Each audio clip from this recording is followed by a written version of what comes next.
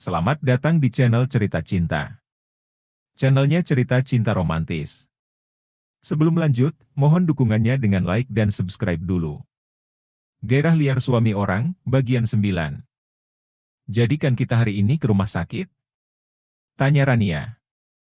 Jadi, Mam, jawab Jendra dengan nada malas. Ia melangkah ke arah depan lebih dulu, membuat Rania merasa sedikit diabaikan. Dia kenapa? Tanya Rania kepada Syahnas. Syahnas menggeleng. Mungkin Mas Jendra masih kelelahan setelah pulang kerja, Mam, jawab sekenanya. Kenapa dia begitu? Seharusnya dia senang karena mau memeriksakan kandunganmu, gumam Rania. Ia juga tidak bisa memahami putranya sendiri. Jendra memilih untuk mengemudikan mobil sedannya sendiri. Syahnas duduk di sampingnya, sementara sang ibu di belakang. Ia akan membawa Syahnas ke rumah sakit, tempat temannya bekerja, Dr. Adrian. Sepanjang perjalanan tidak banyak obrolan yang mereka lakukan. Suasana terasa kaku, apalagi Jendra terlihat sangat malas hanya untuk membawa mereka ke rumah sakit. Sesampainya di tujuan, mereka langsung diarahkan ke ruangan Dr. Adrian. Oh, Jendra. Kamu sudah datang? Sapa Adrian yang baru kembali ke ruangan, setelah diberitahu asisten perawatnya. Ia menghampiri Jendra dan memberi pelukan. Kenapa telat membaca pesanku? Protes Jendra. Aku tidak selalu memegang ponsel, Jendra. Kamu pikir aku tidak ada pekerjaan? Kilah Adrian. Tante Rania ikut juga? Sapanya saat melihat keberadaan ibu Jendra, ia menyapa dan menyalaminya dengan sopan. Apa kabar kamu, Adrian? Sudah lama kamu tidak main ke rumah, kata Rania. Adrian menyunggingkan senyum. Iya, Tante. Sulit untuk mencari waktu luang untuk bertamu ke rumah Tante. Lagi pula, Jendra juga sibuk dan pasti tidak ada waktu untuk menerimaku. Memangnya kalau bertemu harus bertemu Jendra? Di rumah kan ada Tante atau Terry. Oh, iya, Tante. Kapan-kapan aku akan usahakan main ke rumah Tante. Terry sekarang sudah kuliah, ya? Tanya Adrian. Iya, dia mengambil jurusan manajemen bisnis. Padahal Tante juga mau dia jadi dokter seperti kamu. Hahaha, jangan, Tante. Terry itu takut darah. Nanti setiap hari bisa pingsan di kampus, gurau Adrian. Adrian, ini Syahnas. Aku sudah pernah menceritakannya kepadamu, kata Jendra seraya menarik tangan wanitanya dan mengenalkan kepada sahabatnya. Adrian menatap wanita itu, cantik. Ia jadi paham, alasan Jendra yang ngotot meminta obat penunda kehamilan untuk wanita itu.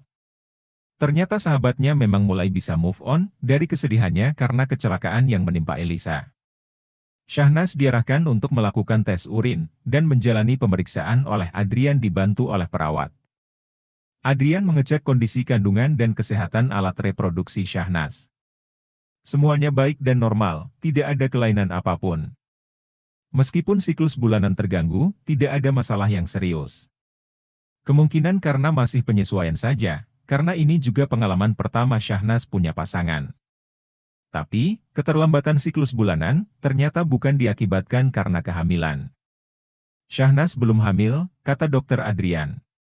Penjelasan itu membuat wajah Syahnas dan Rania terlihat kecewa. Sementara, Jendra dan Adrian tentu saja tidak kaget, karena memang keduanya yang membuat hal itu bisa terjadi. Bagaimana dengan Jendra sendiri? Apa jangan-jangan yang bermasalah itu putraku? Apa dia tidak subur? Celetuk Rania. Adrian terkejut, ia langsung menoleh ke arah Jendra yang juga tampak terkejut dengan ucapan ibunya sendiri. Ah, itu. Jendra tidak ada masalah, Tante, ucapnya. Mama pikirannya aneh-aneh.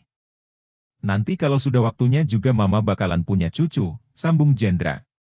Benar, Tante. Biarkan mereka terbiasa satu sama lain dulu, tidak perlu diburu-buru. Mereka berdua sama-sama sehat, jangan khawatir, kata Adrian menenangkan. Jendra menghentikan mobil yang dibawanya di depan rumah. 3 orang pekerja menghampiri dan membukakan pintu untuk Syahnas dan Rania. Mereka juga mengambil barang-barang yang ada di bagasi mobil. Setelah dari rumah sakit, Rania mengajak Syahnas jalan-jalan.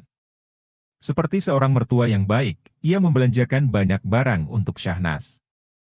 Ia sangat berharap bisa segera mendapatkan cucu dari wanita yang Jendra pilih itu. "Nanti malam kamu pergi ke undangan Pak Eriko, kan?" tanya Rania kepada putranya. Mereka bertiga berjalan memasuki rumah, diikuti 3 orang pelayan yang membawakan belanjaan. Langkah kaki mereka terdengar serempak di atas lantai marmer yang mengkilap. "Mama sudah tahu kan, apa jawabanku?" ucap Jendra dengan ekspresi wajah datarnya.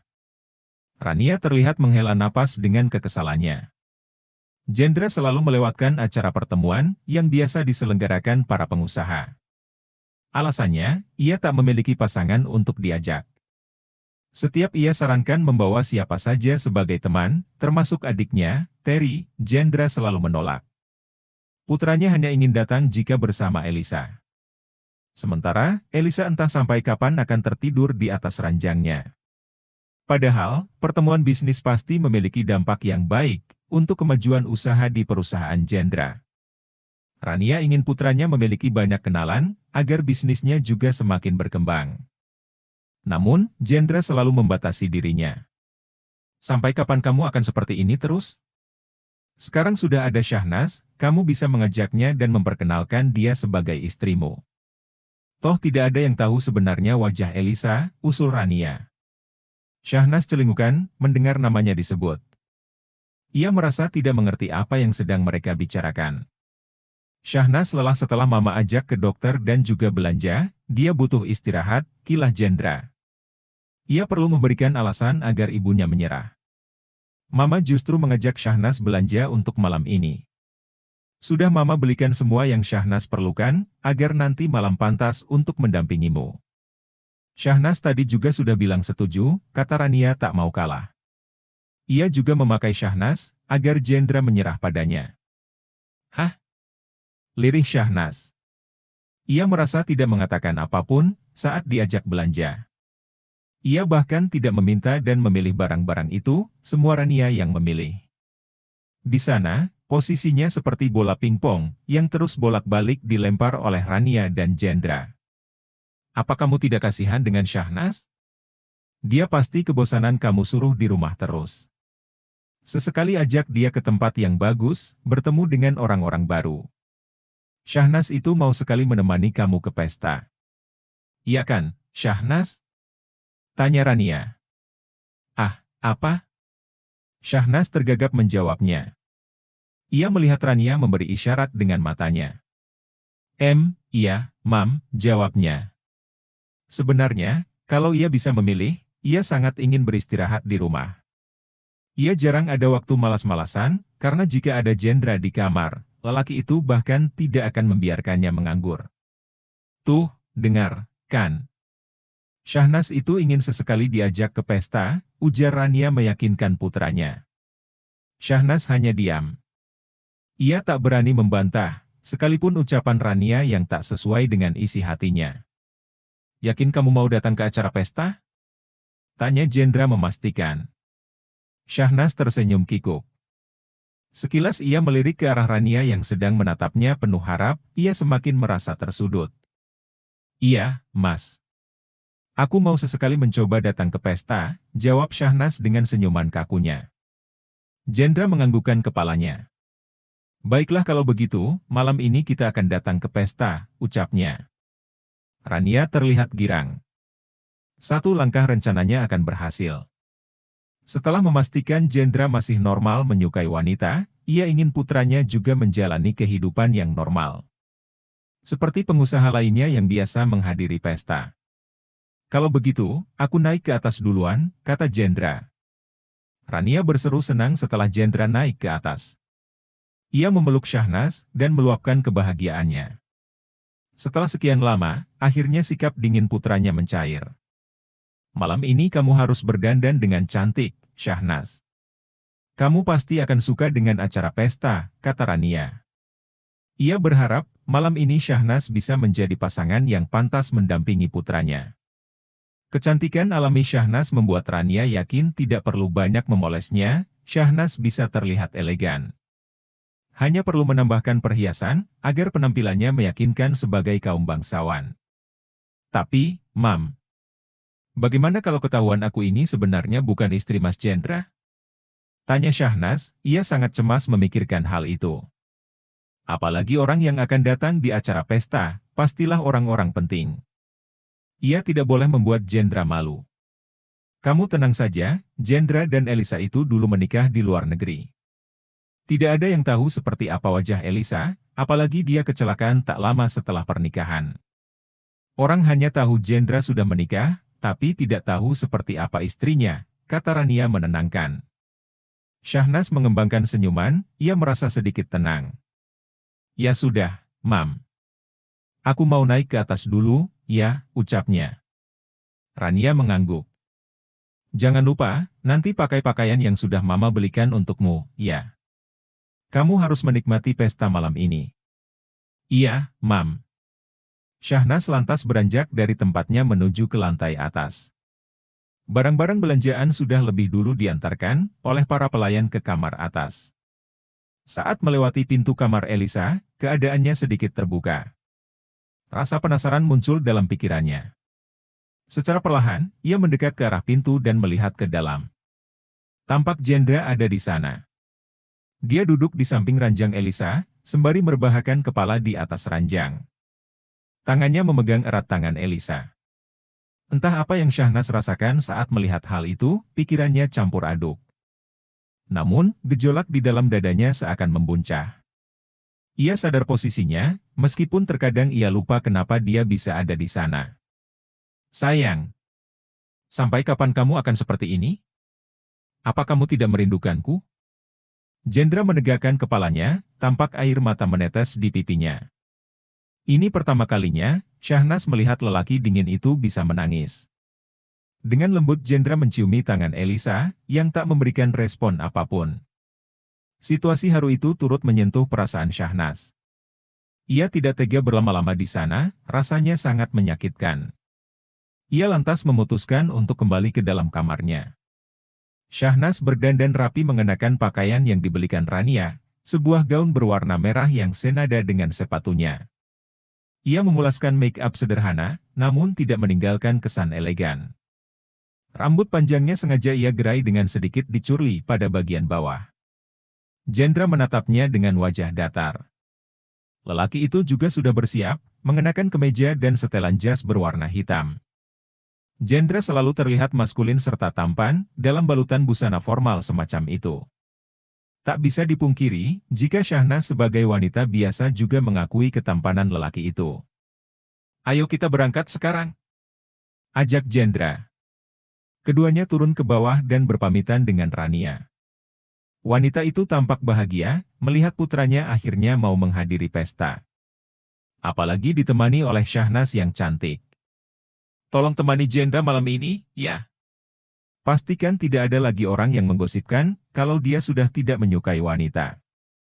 Aku sakit hati anakku selalu dikira tidak normal, karena tidak pernah memperkenalkan istrinya. Ucapan Rania tadi sore, masih terngiang-ngiang di pikiran Syahnas. Ia tak bisa menolak permintaan wanita itu untuk pergi ke pesta. Jendra dan Syahnas menaiki mobil sedan yang dikendarai oleh sopir. Mereka duduk di bangku belakang berdampingan. Jarak rumah ke tempat acara tidaklah jauh, hanya butuh waktu sekitar 20 menit untuk sampai. Banyak orang berpakaian rapi dan elegan saat mereka tiba. Jendra menggandeng tangan Syahnas, melewati pintu masuk acara, yang diamankan secara ketat. Dengan metal detektor, dan petugas penerima tamu yang berjaga. Suasana menjadi lebih ramai, ketika mereka menapakkan kaki di dalam sana. Pesta itu didekorasi dengan sangat mewah, dengan dominasi warna biru dan pink salmon. Jendra tetap tak melepaskan gandengan tangannya. Ia membawa Syahnas berjalan menghampiri orang yang dikenalnya, Regi. Sahabat Jendra itu terlihat kaget dengan kedatangan Jendra. Apalagi, Jendra membawa serta Syahnas ke sana. Selama ini Jendra terkenal paling anti menghadiri pesta. Akhirnya kamu datang juga, Jendra. Aku kira kamu akan melewatkan pesta ini seperti biasa, ujar Regi. Mama memaksaku datang, jawab Jendra dengan ekspresi malas. Kamu sudah mengajak Syahnas ke sini, jangan muram begitu. Kesannya kalian seperti orang yang sedang bertengkar, ujar Regi. Oh, Jendra juga datang, ya? Sapa seorang wanita cantik yang menghampiri mereka. Potongan rambutnya pendek, namun tetap terlihat feminim, dengan gaun berwarna hitam mini yang dikenakan.